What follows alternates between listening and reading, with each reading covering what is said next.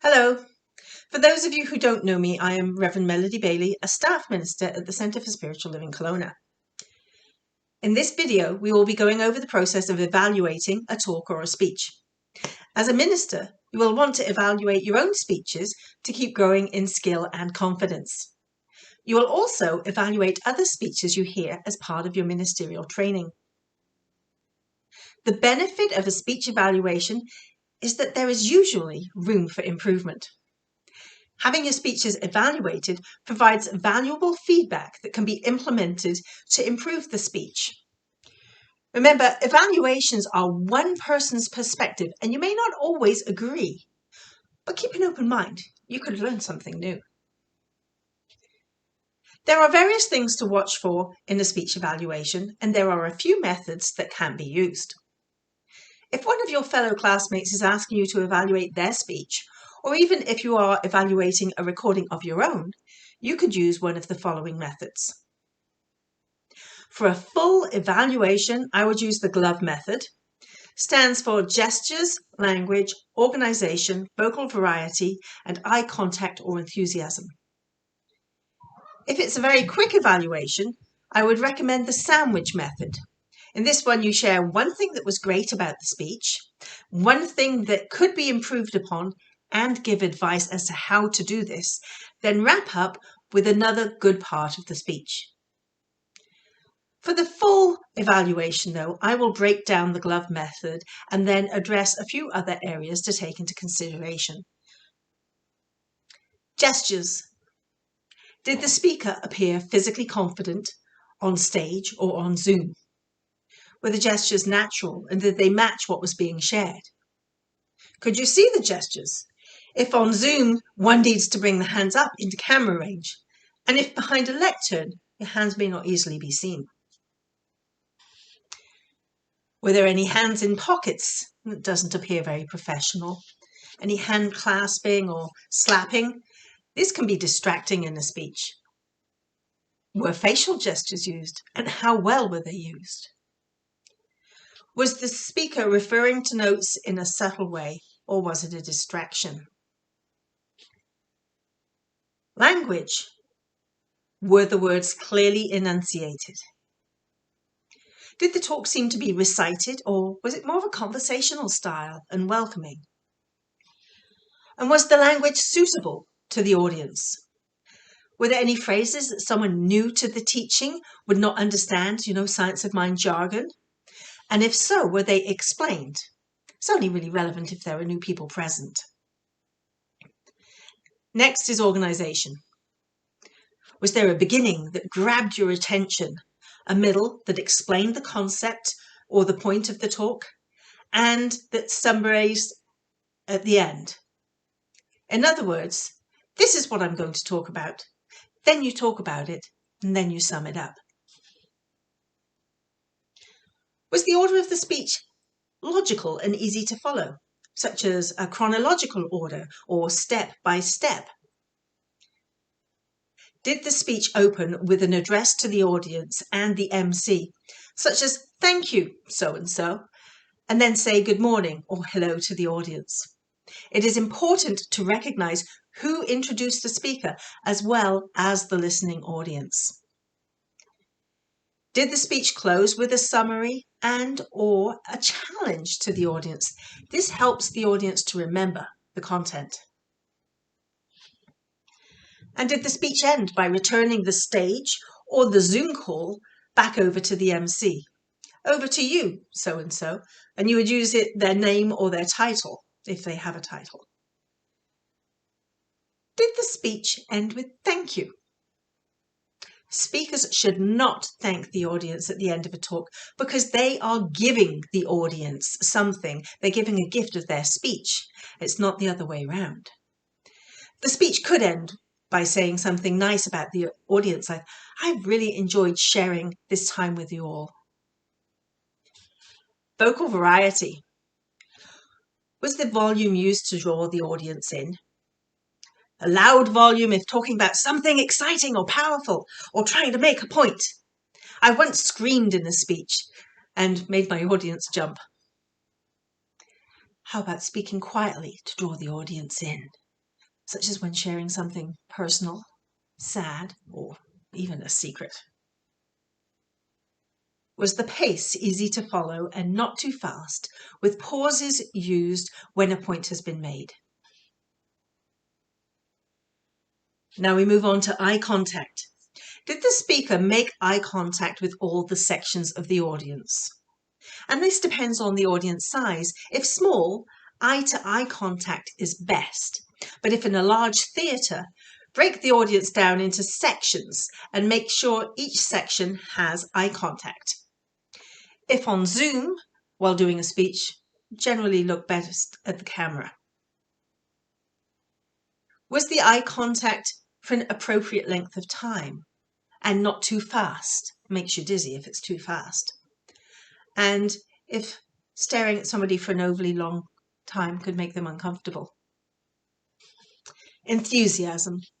Did the speaker portray their passion for the topic and draw the audience in? Did the speaker seem as if speaking from the heart and appear authentic? That was the glove method. But there are a few other things to contemplate when evaluating a speech. Zoom setup. Was there adequate lighting for the speaker? Can you see them easily? Were other people in the same room and moving around while the speaker was talking? That's distracting. Did the speaker have clear volume and do a sound check? Was there a background picture that was distracting, such as a picture that makes part of the person invisible when they move? You may have experienced this already on Zoom. Was there any noise, such as papers being moved or keyboard typing? That's also a distraction when speaking on Zoom. Now we move on to content and audience. Did the speaker know who they were speaking to and tailor the speech accordingly? Speeches need to be at the level of the audience, so you wouldn't perhaps talk about a very basic science of mind when speaking to an audience of ministers. Were explanations provided when using jargon? It bears repeating. This needs to be explained when you're using science of mind jargon. Did the speaker break down the ideas in an understandable way? Was the topic relevant to the audience? Were the appropriate references given when using quotes? And did the speech tie in with the weekly theme? Were science of mind principles used? And did the speaker seem authentic in their talk? Next we have crutch words and phrases. Once you start listening to these, you cannot help but hear them. Listening to Justin Trudeau when he is not given a rehearsed speech can be quite painful, as he does a lot. Here are the crutch or filler words. So, try not to start a sentence with this. And people will often use this to stretch out really long sentences and make it one huge sentence. Like, double clutching, which is saying the same word twice, just like that. Any distracting noises, tongue clicks or sighs.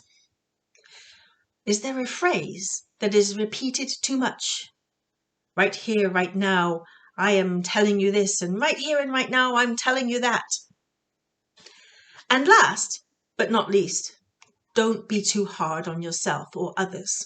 We are all growing and learning.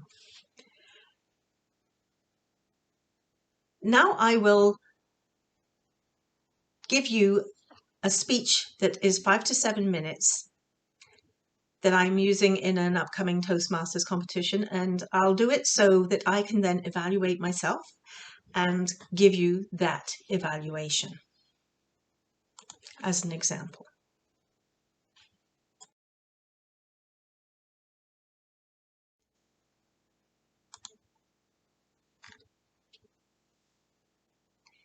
This is a speech I will be giving at an upcoming Toastmasters competition. Usually the contest chair will introduce the speaker and then say the name of the talk say the name of the talk and introduce the speaker. I will act as the chairperson and then do my speech, which I will evaluate and show you how I evaluate my own personal speech. Please welcome Melody Bailey with Let It Go. Let It Go, Melody Bailey. Madam Contest Chair, Mr. Toastmaster, fellow Toastmasters and welcome guests. Don't worry, I am not going to burst into the song Let It Go from the movie Frozen. Instead, I'm going to talk about a very important process that really helps in life. Letting go. First of all, let's talk about letting go of physical things, like that stuff we clutter our houses with, clothes. There's a really useful book by Marie Kondo that can help us with this. The gist of her book's message is to look at everything, and if it gives you pleasure, keep it. If not, don't. I did this process with my wardrobe and cleared out a lot of stuff that I really don't miss. You can do this with other things as well. But for really letting go, I recommend moving house. I moved in 2015 from a duplex to a townhouse. And while the townhouse is bigger, there was less storage space. I purged and purged. Stuff went to restore. Big brothers and sisters, a lot went to the dump, all got recycled at the battery doctor. You don't have to wait for spring to let your stuff go. Any time is a good time to purge. The best type of letting go is letting go of thoughts and feelings. This is a bit trickier, but with practice is well worth it. Letting go of thoughts and the feelings that come along with them can be done in a variety of ways. First of all, I get to choose the thoughts and feelings that I want to let go of, and I choose to let go of the ones I do not want to have. I usually let go of judgmental thoughts and feelings, fearful ones, angry ones. You get the drift. Have you ever felt hijacked by your thoughts and emotions? I know I have. There have been times when I obsessively worried, usually at bedtime when I'm trying to sleep.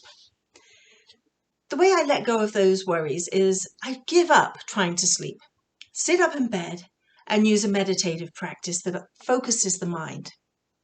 I use a meditation where I count to 10 with my breathing.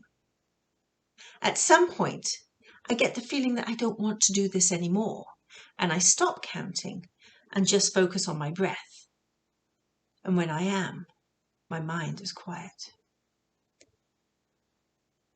After a little while, I gently slide back down under the covers and go to sleep. Works like a charm. Another way to handle thoughts and feelings I don't want is to stop the thought and mentally say, cancel that. I picture the words and a large red eraser rubbing them out. This is a simple way to let go. It is useful for times when I am being judgmental, such as when I call another driver a nasty name for their bad driving habits. I know I'm not the only one. By the way, I rarely do this anymore, as my A-type driving personality seems to have disappeared, probably from all the letting go I have done over the years. This is a quick and easy fix.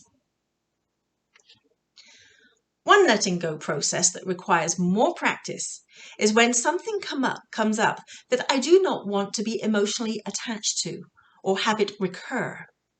An example would be where if I were to have a jealous feeling when somebody gets something I want and wish it were mine.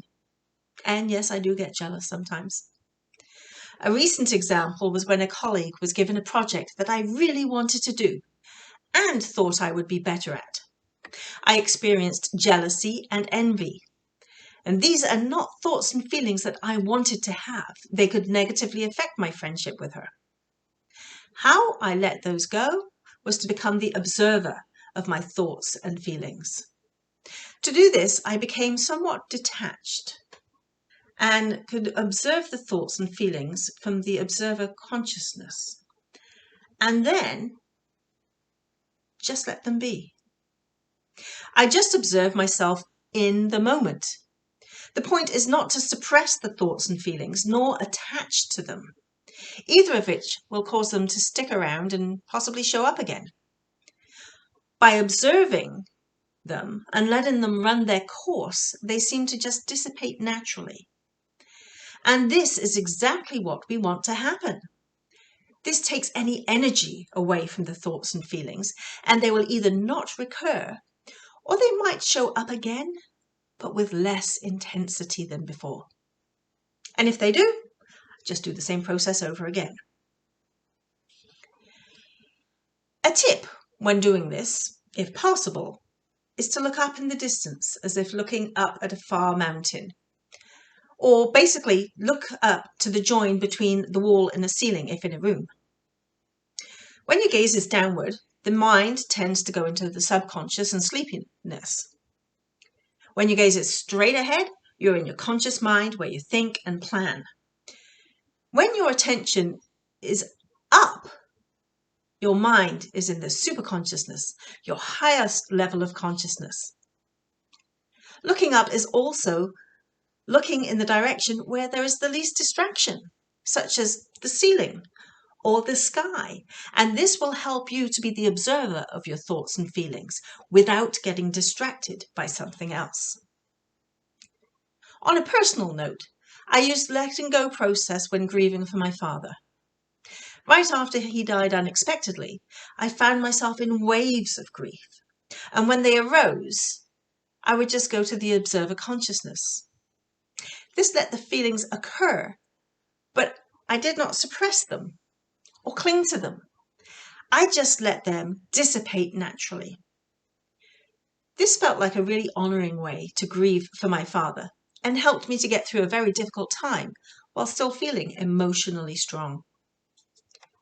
If you want to know more about the process of letting go, I can recommend two really good books, The Untethered Soul by Michael Singer and Letting Go by David Hawkins.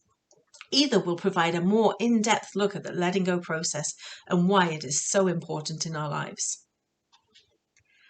I hope I have inspired you to start this process, even if only with the simple practice of using a mental eraser. I can truly say this has made my life so much happier and easier. Mr. Contest Chair.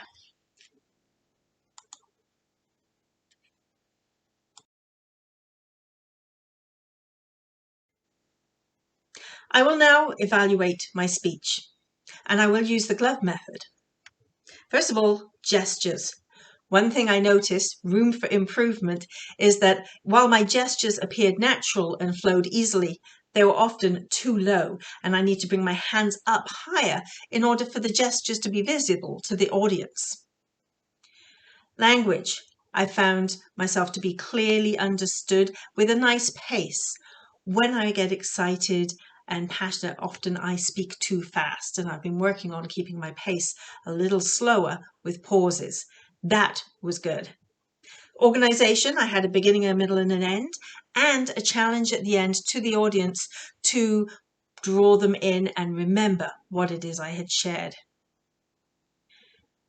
Vocal variety. I did use volume to show passion for what I was sharing about, but one place I could use to improve is when sharing about grieving for my father. I could have used a quieter voice to draw the audience in and to really honor the moment because it was grief and show the authentic part of who I am and how I was feeling at the time. Eye contact. It's good when I'm looking at the camera. I'm still working on figuring out the best place to look while doing a talk because this is a new computer with a new camera. And I noticed that when I'm reading my talk, you can see that I'm reading, and sometimes it's a distraction. Reading a talk and delivering it at the same time is a tricky skill to master. It's doable, but it is tricky. For the actual competition, I will not be using notes. I will not be reading. I will be going from mind. That's something to know. because the eye contact is definitely trickier on Zoom than it is in person. I started off with Madam Contest Chair and ended up with Mr. Contest Chair. So if I was really in person, I would have got one of them wrong. Now some Zoom specifics. First of all, there was a cat in the background cleaning himself. That's a distraction. On the day of the competition or the speech, I've got to have to make sure nobody's coming into this area. Also, the light I have now since moved was reflecting on my glasses through the whole recording. So it's good to practice if you're on Zoom before you get on Zoom with the camera on, so you know how it's going to look. Also, I have odd earrings on, which could be a distraction for my talk. I deliberately have odd earrings in because I like them. But if I was actually on the day of the talk, I would be wearing different earrings and I wouldn't be fluffing around with my hair. I hope you found this useful. I know I have, and will be tweaking my talk accordingly. Looking forward to hearing you and seeing you speak in the future. Bye.